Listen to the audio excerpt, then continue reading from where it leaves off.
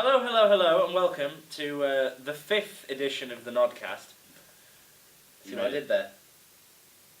The 5th edition of the NoDDCast. So does that mean it's the one that came after the 4th edition that everyone hated because it took away from the character design aspect and made it more about storytelling? Yes. Okay. Which is odd, because, character But it's the first podcast back after the new year. I've taken New Year, New Me very seriously and replaced myself with a doppelganger.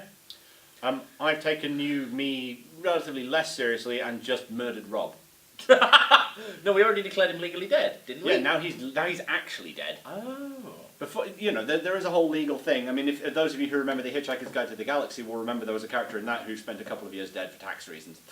But that is the unfortunate announcement that we are killing GM questions. We're murdering it, like allegedly Matt Mercer has murdered the entire concept of Dungeons and Dragons forever. Thanks, Matt Mercer. Is that the D&D version of Thanks Obama? Yes. Okay. It's the crit roll guy. Yeah, fair. I mean, to be fair, we can't use Thanks Obama anymore because Obama actually did. Yeah, that's true. So also, speaking of Matt Mercer, we do have a story about how a friend of ours actually got punched in the face by Matt Mercer, but we can save that for another time. But today, we are not going to be talking about Matt Mercer, Rob, being punched in the face, murder, or doppelgangers. They may come up at some point, but we are actually going to talk about character creation, character design, character development, and all of the things that start with character. That's a pretty broad topic, but I like it. The main idea being that I've had conversations with people where they're like, I designed a pile of stats, now what do I do? And they're like, why did you design a pile of stats? Why not design a character who is more than just the numbers that make them up? Mm-hmm. And it sort of feels like that's something that there are role-playing games, especially the ones that seem designed like, I think it was Hackmaster or something, which basically, do you not know about it? I'm completely in the dark about Hackmaster. Okay, so back in the day there was 2nd edition D&D and it was very table heavy. And somebody went, you know what this needs? More tables. Like I realised that I can roll on this table to see what damage my weapon does, but if I had more tables for the different kinds of weapons, and then of course the different crit tables for the different types of weapons, and then the different locational damage for the different crit tables for the different type of weapons, let's just have more tables. Let's have really more tables. It went full Theresa May, strong tables. Yes, strong tables. So, yeah, barring games that are designed like that, the whole point of role-playing is, this is one of the things this is one of my bugbears. There is a series on YouTube called Roleplay, done by a guy called JP McDaniel and the guys who play with him. And it's written R-O-L-L, play. And to me, that's not what it's supposed to be. It's meant to be R-O-L-E, you're meant to play a role. And that sort of feels like what character design should be built around. And yes, having your function within the party, as in, you're the tank, you're the damage, or the healer, that's fine to start with. But if you want to do that and just that, then go play World of Warcraft. That's literally what it's designed for. Some of the most fun I've had have been in parties who weren't balanced according to tank, healer, DPS, support, utility. Yeah. And don't get me wrong, there are times when I would love to play around with that format. I mean, things like, I believe there was a 4th edition D&D party that was mooted once, which was one of the character classes you can play as a warlord, who one of their abilities is, you, smack that guy. And that person gets a free attack. And then you build a party with 5 of them, and a single barbarian. And the whole idea is that you're trying to get this guy good. So the warlords spend the entirety of their fights going, slight healing, smack that guy! And the barbarian's like, okay!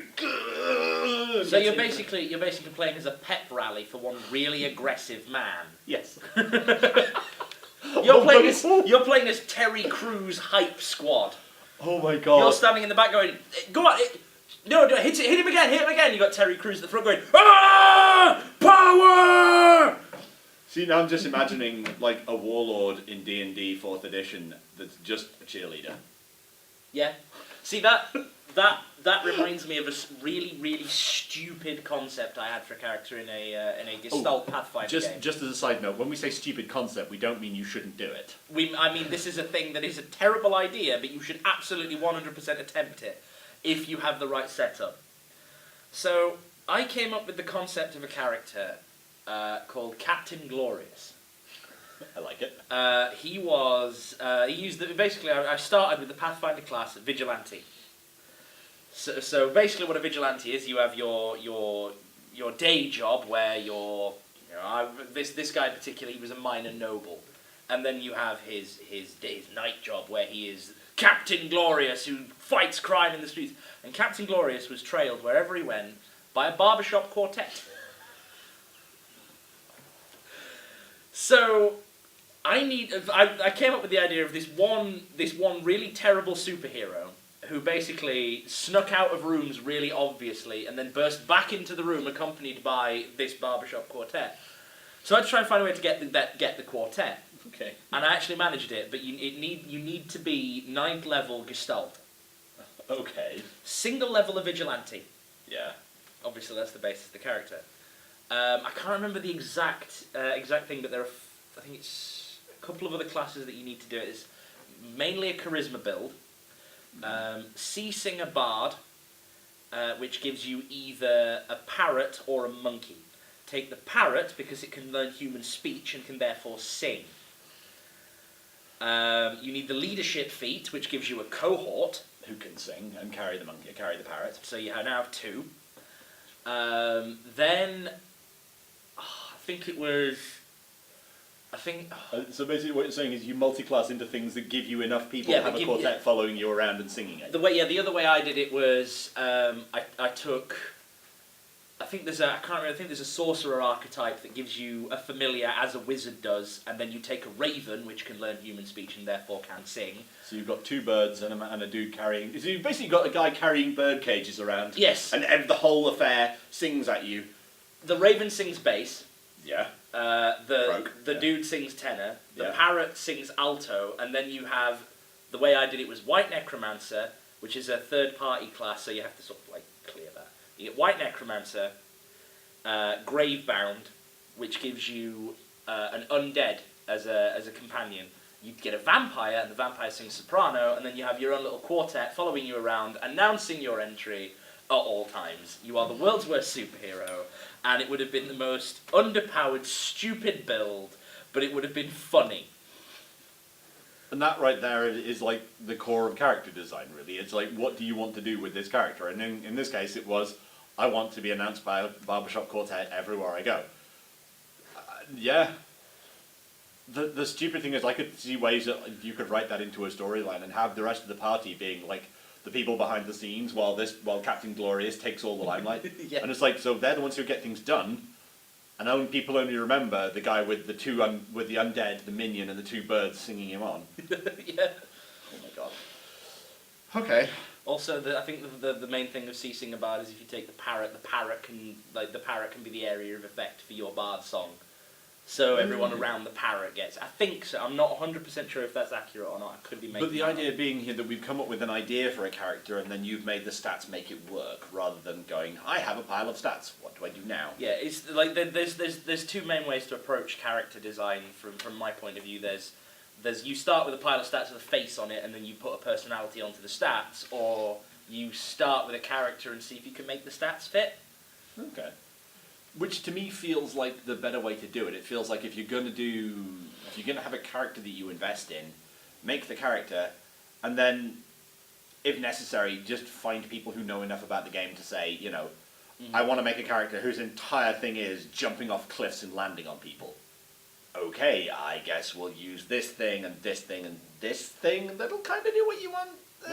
There you go. Welcome to Pathfinder as an archetype for that.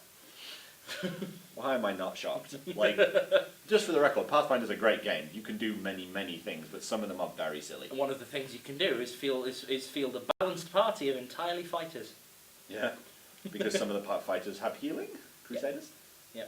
There's a fire archetype that can heal. There's one that can cast spells. There's one that can tank. There's one that can deal damage. The thing is, for me at least, partly the character design has to come out of what the kind of story you want to tell as well. Yes. Like, I even remember someone came up with an idea for a campaign where 5 party members, and I suspect a 6th NPC, or something like that, where the whole point is, the NPC is the chosen one, and the chosen one will eventually beat Lord... We'll decide on that a bit later. The problem is, the NPC's level 1 is this big, and you're all, like, relatively high-level party, and the idea is that you have amount of time before Lord Evil will descend upon you and you have to fight him.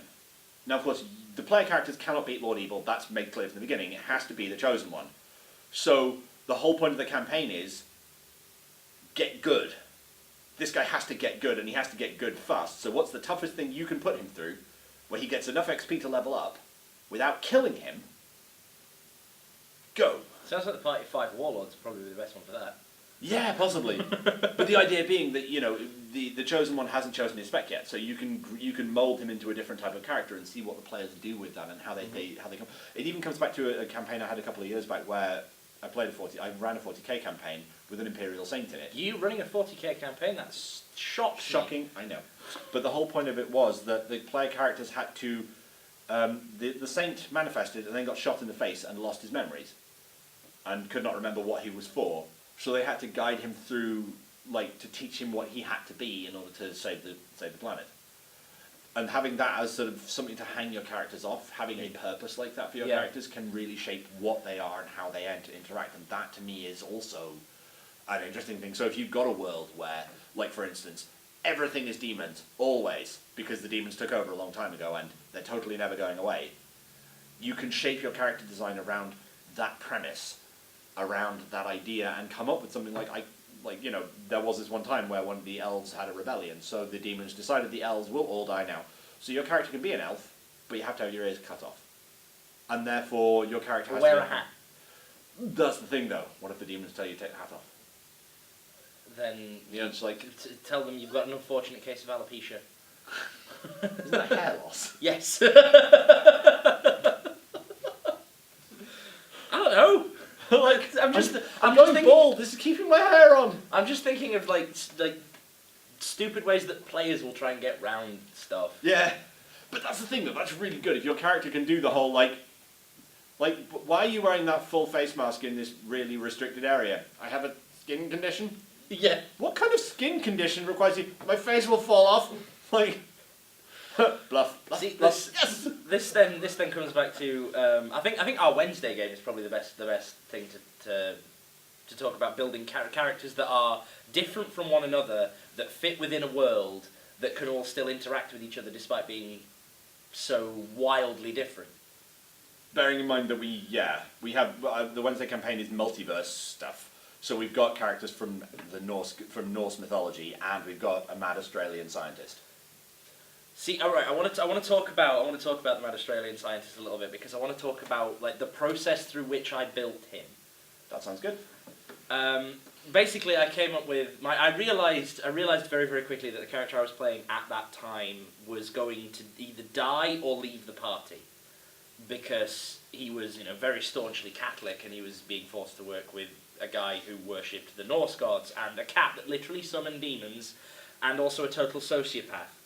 So he was like, as a good Catholic boy, I cannot responsibly hang around with these people anymore. So I knew he was either going to get himself killed or just storm off and leave. So I needed a new character. So I thought, right. He got himself killed. Yeah, very, very hard. I got myself wiped out of existence, actually. But carry on.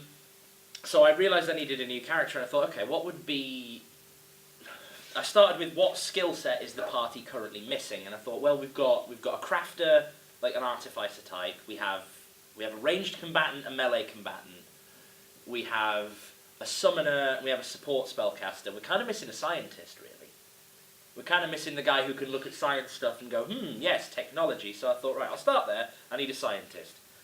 But given the party I'm in at the moment, the party consists of numbers 1, 6, 19, 25, and 32 on the UN's most wanted list. I'm not one of them. I can't really play straight-laced, straight out of university science man who's like, yes, I'm going to help. No, I need to be a little bit more chaotic. So, chaotic scientist. Where do I want to be from? Let's pick a random country. Australia. That sounds fun. So now I've got the concept of a chaotic Australian scientist, and then I realised very, very quickly I was getting into the territory of this looks like the bastard love child of Junkrat from Overwatch and Rick Sanchez. Screw it, I'm gonna go with it. So I went with it, and then it's making the stats to fit the character. Which, given it's a Fate game, is actually really easy to do. Because Fate is a fantastic system, and if you haven't played Fate, I fully recommend getting a group together and playing Fate because it's so much fun. just because of what I'm going to explain now, is with Fate you get, instead of having like skills and ability scores, and you have aspects, you have skills that can be anywhere from 0 to +4. Plus 5. Well, +5. And you have stunts. Now, your aspects are things about your character which are always true, that are a little bit of positive, a little bit of negative. Bear in mind that one of them is your core character concept. So in his case, the defining aspect is mad Australian scientist, and the thing is you can play on that, as we'll come into it in a minute. Yeah, so you have your high concept, your trouble, your aspects. My trouble, because I'm a little bit unhinged, was kangaroos loose in the top paddock, which is basically he's mad and Australian, and that gets him into a lot of trouble because he just opens his mouth and words come out, and he doesn't always think things through properly. Bearing in mind that the whole point of having these sort of sentence aspect things is that you can say this is relevant, I get bonuses, but the GM can also say, hey, this is relevant, you can't negatives. stop talking. Yeah. You're sitting in front of a firing squad trying to persuade them not to shoot you.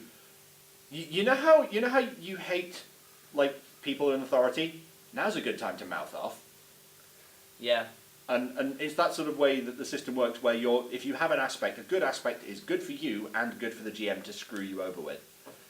Which the aspects that I have on this guy are never reads the manual, which is great if I'm just trying to wing it. It's like, you know what, I don't need to read the manual, I'm just that clever. But also when someone hands me a big piece of reading and goes, this is compulsory, I go, sorry, what were you talking about, mate? I wasn't listening. And then I don't know what's happening because I didn't read the compulsory reading. You know that briefing document I sent you? I sent you a briefing document about the base we're attacking that is actually quite detailed. Did you read? No. And therefore he ends up getting screwed over because he is not prepared for whatever is in the base that the briefing document would have told him about if he'd read it. Yeah, they've also got aspects of things like multidisciplinary, because I've studied a lot of different aspects of science, which, this isn't covered in the main discipline I have, but multidisciplinary. But it also means that I don't have as in-depth knowledge in a lot of things because I've kind of just dabbled in everything. So I haven't had time to become specialised. So that's the negative aspect of it.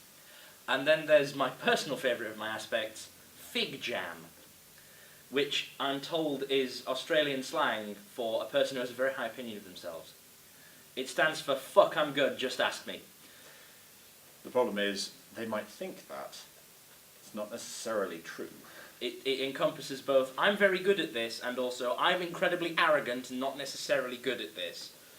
Yeah, which has gotten you into more trouble than anything else, I think, actually. I mean, I tag it pretty much every time I'm trying to do something that's a bit difficult, because I'm just good, but I also have to pretty much tag it whenever I want to be arrogant about stuff, because it makes people not like me.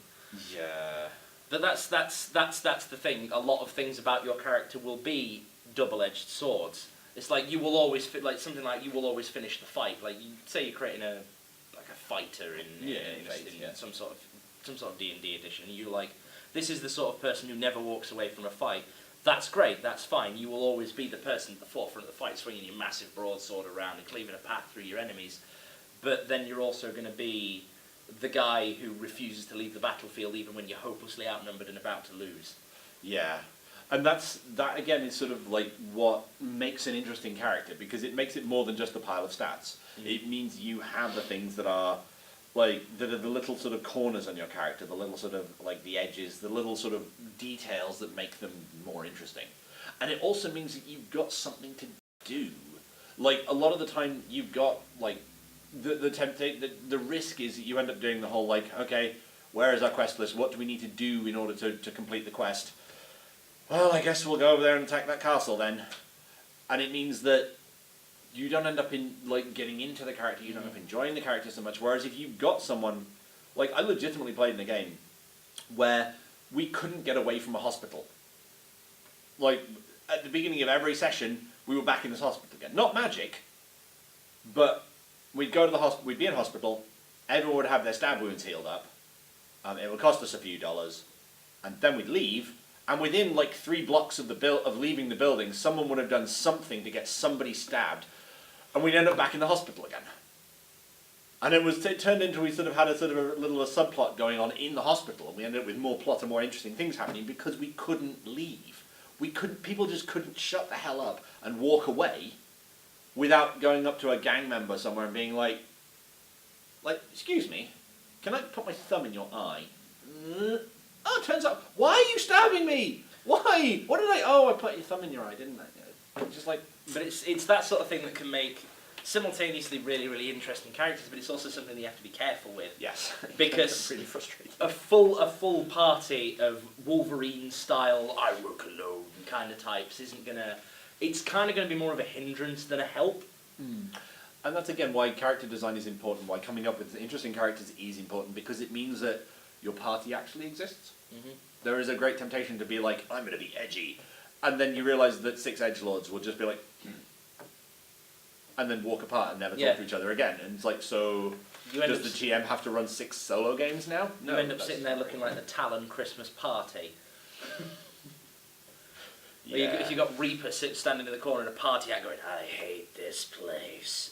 It's everybody in separate corners of the same room trying to look cool. It's not really conducive because you don't get the bonds between characters, which for me is one of the most fun things about playing tabletop games is the little interpersonal relationships that develop, not just between player characters, but between player characters and NPCs, and like through the character that you have created's interaction with the world that the GM has built. Then both your character and the GM's world undergo such massive changes that nobody really saw. Yeah. A good example of this actually would be, and again I'm going to pull up from my own past here, a Legend of the Five Rings game I played once. Legend of the Five Rings is take Japan and China and sort of take the Japanese culture, stick it on China, and then make it fantasy, add some magic, and then sort of shake it a bit, make some clans. And that's basically generic fantasy Asia. No, specifically generic fantasy Japan, but the landmass is bigger. Ah, right, okay. Also, there's that bit down south where the wall is. We don't go beyond the wall because squiggly stuff. And I was playing a character who was a courtier, and because I thought it was interesting, I made her small and blind. I know this story. You do know this story. I'm not going to tell the horrible bit. Good. Legitimately, this character made me the worst human being I've ever been. But the character I had was small and blind and therefore relatively helpless. And as a result, I was able to buff other stats. But the whole point of the character was that one of the reasons one of the other characters was involved is that he was my Yojimbo, my bodyguard. And therefore, I had to rely on him for a lot of things. So if it was like, I need to go to the palace. You know, are we going? Because I couldn't get there by myself. Which meant that I was very reliant on this character.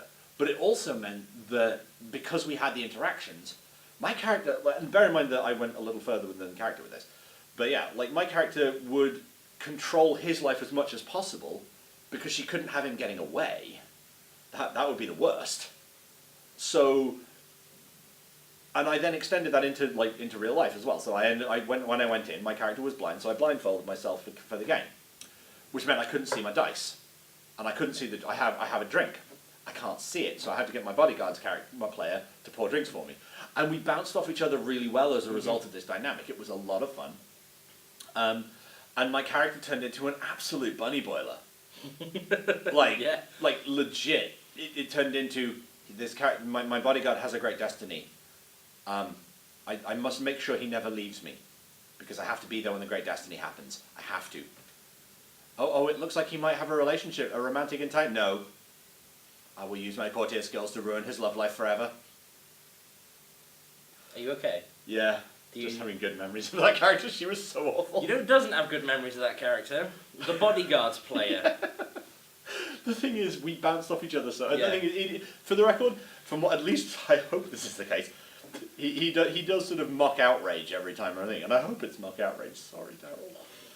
But no, it is good to have those sorts of interpersonal relationships with other characters. Like the first game I ever played in, we sort of ended up with a little bit of a trio within the main party. Okay.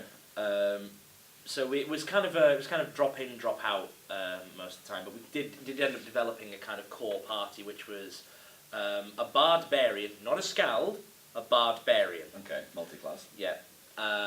Who was a human, absolutely unequivocally convinced they were a dwarf. Captain Carrot. 6'2", beardless human. Captain Carrot. Convinced she was a dwarf. No, my beard will come in soon. Honest. I'm just tall for my age. Mm-hmm. And she sort of became kind of de facto party leader because, well, she felt like the main character. Kind of to the rest of us, and we all kind of played off that a little bit, and we kind of built ourselves to be a bit of a supporting cast. And I was playing a half-elf drunkard who used to be a gladiator. And he took an arrow to the knee? No, he used to be a gladiator until he'd earned enough money to buy his freedom, and then realised he had no skills beyond drinking and fighting. So he decided he was going to do those things for money. How do you drink for money? You join an adventuring guild, and sometimes they pay you in ale. I mean, yeah, that works. Except he didn't like ale, he drank wine, because he's a gladiator. We drink wine, come on. There's a certain class to that. We had a fighter, big, strong northern type with like black plate mail, full helm, big sword bigger than I was, and a big shield, and he was very stoic, and I was very in your face and aggressive. So he kind of stood behind me and was just like aggressively cracking his knuckles while I was mouthing off at people, all 4'6" of me. And somehow taller than the big muscular fighter type was the party wizard, about 6'7" elf. Basically, I want you to imagine Stephen Merchant in patchwork wizard's robes, with a little raven on his shoulder that was his familiar. That legitimately is my mental image without the raven of Rincewind, but never mind.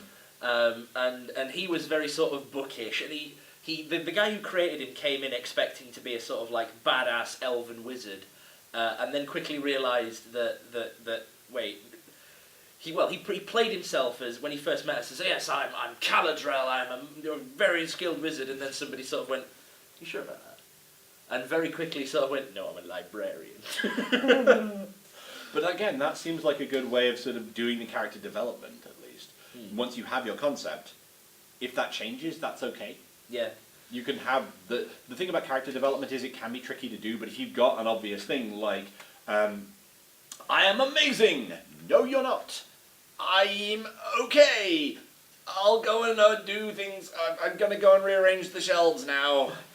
He described himself as, occasionally he referred to, like the player referred to Caladrel as jam jars, or reading comprehension, or library boy. And the three of us, the Caladrel, the big fighter Radding, and my drunk half-elf Varius, we kind of ended up somehow forming a little trio, despite me being an aggressive little shit, the fighter being a stoic badass, and the wizard being very sort of bookish. And guys, that's kind of against the rules. We developed our own little... Nice, yeah. We were sort of our own little trio. We were the trio of friends within the main party. Despite meeting through this adventuring guild, we became amazing friends, and our relationship developed to the point where we developed our own special move, which in combat we referred to it as the Hammer of the Gods, where the fighter would drop down to one knee and hold his shield above him. I would run, jump onto the shield, leap off, both swords in hand, and stab a guy, which would basically function as a marker for the wizard to send his raven with a little bead of fireball to drop on the guys just beyond the guy I just surprise shanked from the other side of a wall. Me flying through the air was the marker for the raven. Oh, right, and therefore he was able to say, okay, that's Because cool. he said, oh, well, I can't see over that wall. Hammer of the Gods. Flying over the wall. Oh, right, that's where they are. Ball. Nice. Like it. And yeah, that just from the three of us creating completely separate characters, coming together and interacting with each other and the world that the GM had built, we became a ridiculous trio of ridiculous that wouldn't have been friends if not for the situation we're put in. And it's that sort of storytelling aspect that you can really run with. Yeah. If you get your character right. And that's, again, it's interesting where you end up with the sort of, this is more sort of character development and creation, the relationships between characters that do develop. I remember a game where two characters had been flirting for some time. And eventually one of them died for like the 7th time in a row. We get into fights, he'd die. Mostly because he was super fast. So his initiative was super high. So he'd run in, he'd go, ha ha! And then the enemies would get to go, and there'd be no one else in range except him, so he'd get beaten to death again. And at the end of that fight, he basically grabs hold of the other character that he'd been flirting with all this time, and basically drags her off for a minute.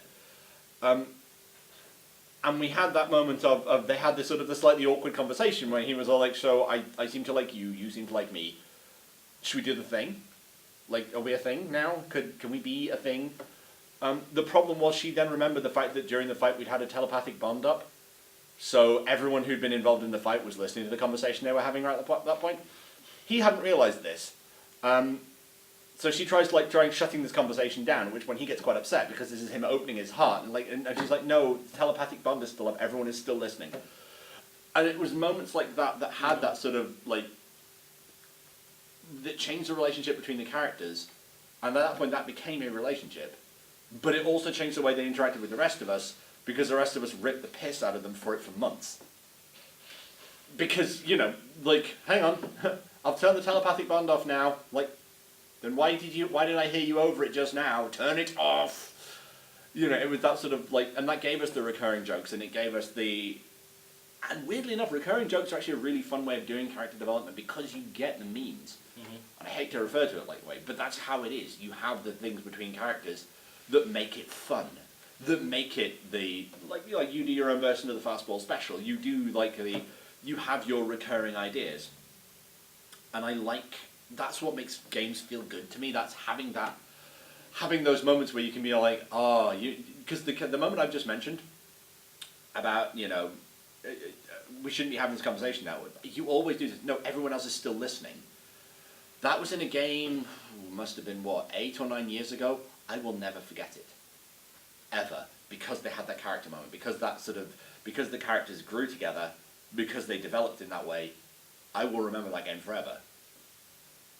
And that's what you want, really, from role-playing games. You want to have the memories. You want to have the remember that one time? Yeah, I remember that one time. It's not just heartwarming stuff that you remember either, though. No. Sometimes gut-wrenching betrayal is also a fun direction to take your character in, if it's appropriate. Yeah? Do you have an example? Well, it's not so much gut-wrenching betrayal as every single other character in the area going, you dick. And that's Count Crane. Or in this case, I did the same thing on Wednesday. Yeah. The story of Count Crane is basically he started off as an esteemed count of the local the noble court, and stabbed the incumbent king in the back to ascend someone else to the throne. Became Lord Necromancer of that empire, and then fled the universe, tail between his legs, like a little bitch. When it looked like he was about to die, abandoning everybody. Except his butler, cutting a hole in space and time and going, lol, bye, and just leaving. Because basically the universe, he basically decided the universe was dead. Well, I don't want to help anymore. My life is more important than yours. Bye. Yeah. Or what you did. Tell the people what you did. So, our Wednesday game, we'd been given some artifacts of great power. Mm-hmm. And we were going to sell them to the gods in return for stuff. We would have an auction, they get to make their pitch, and one of the gods made an offer which was, I will reverse time by 12 years and put everyone back where they were 12 years ago. And this will give us more, at least as far as I understood it, this will give us more time to prepare for the parasite that's coming to drain our universe and everything. And it will remove all the corruption, and this will be really good. And everyone else went, that's time travel though. Can we not? Not only is that time travel, but bearing in mind that 3 of our party were in their mid-20s. Therefore, 12 years ago, they were in teenage years.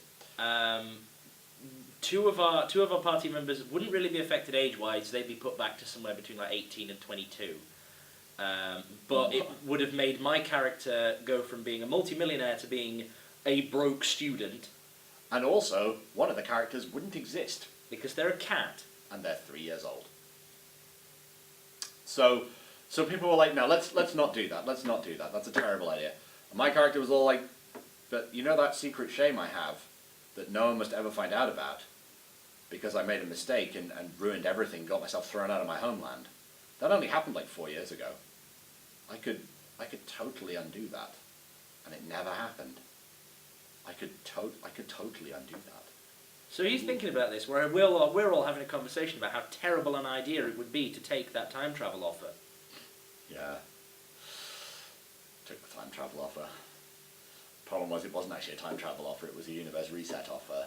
So the parasite that latched onto our universe was like, instead of being 10 years away, it was like, ow.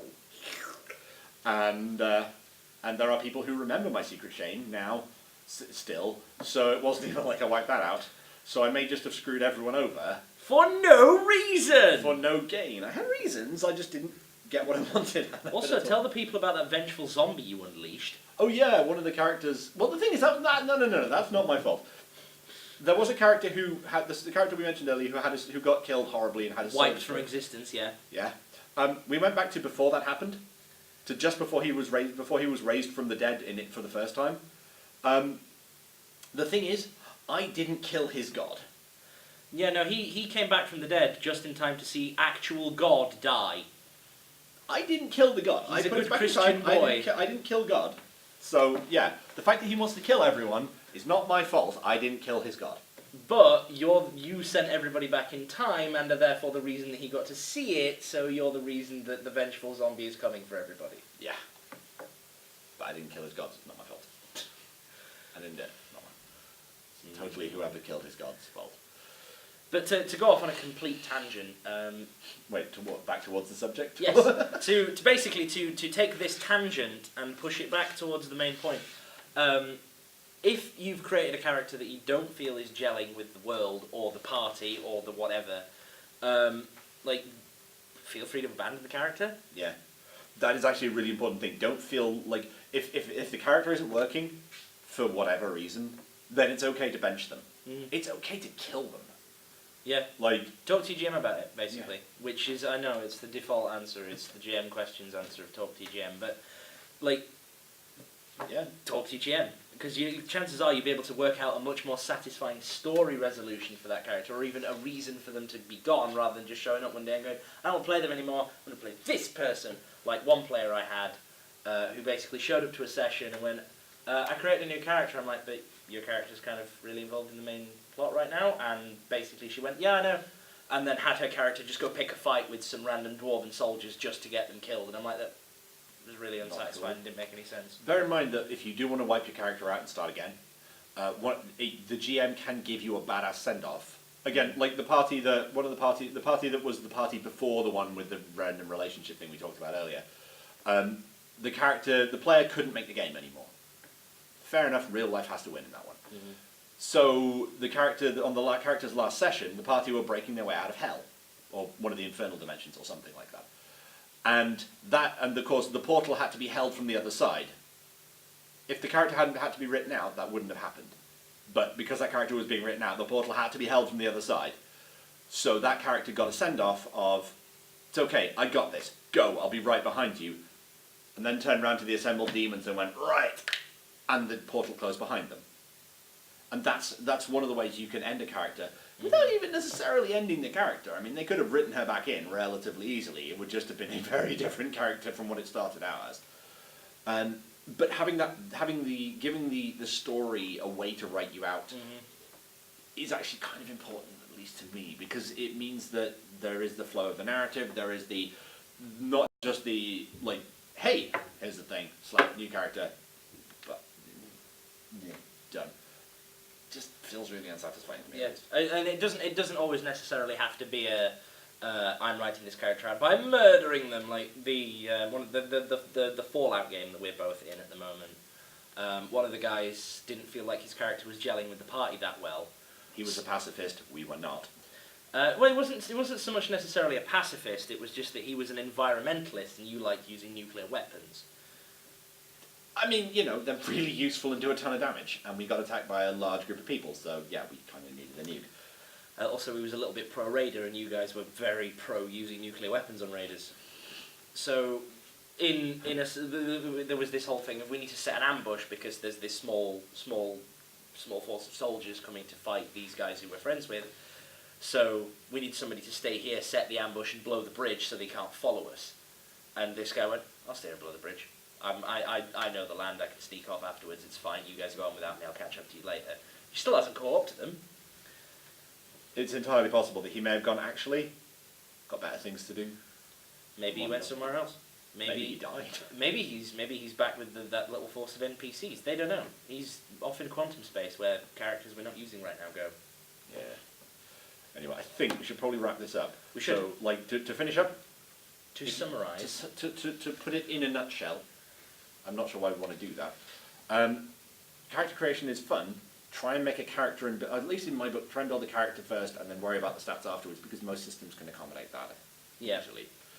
If you have a pile of stats, like for instance, you're taking somebody else's character over, try and find something to do with them that isn't just like, here, me hit with stick. Something I do is I look for a class that looks cool and see what I can build based on that. So I go, like I've done something like, oh, this swashbuckler archetype, ooh, that looks fun. I could make a pirate character. Let's make a pirate, so I make a pirate. Yeah. So just something like that. If you want to start from the stats side of it, pick a class you think sounds cool. In a system without classes, just think, well, I want to be this sort of person, and then see what you can do with stats from there. And then if you want to do, and then character development being important, find things for your character to do, find relationships for your character to have, because if you don't have character relationships, then you might as well not be in a party. Yeah. So find like dynamics to bounce off other people with, and then if it's not working, do feel free to put them on a bus, or a bench, or a coffin. Fridge. Yeah. And try and find something else, because the whole point of these games is, and I know we've probably said this before, it's supposed to be fun, and if it isn't fun, that's what you need to work on.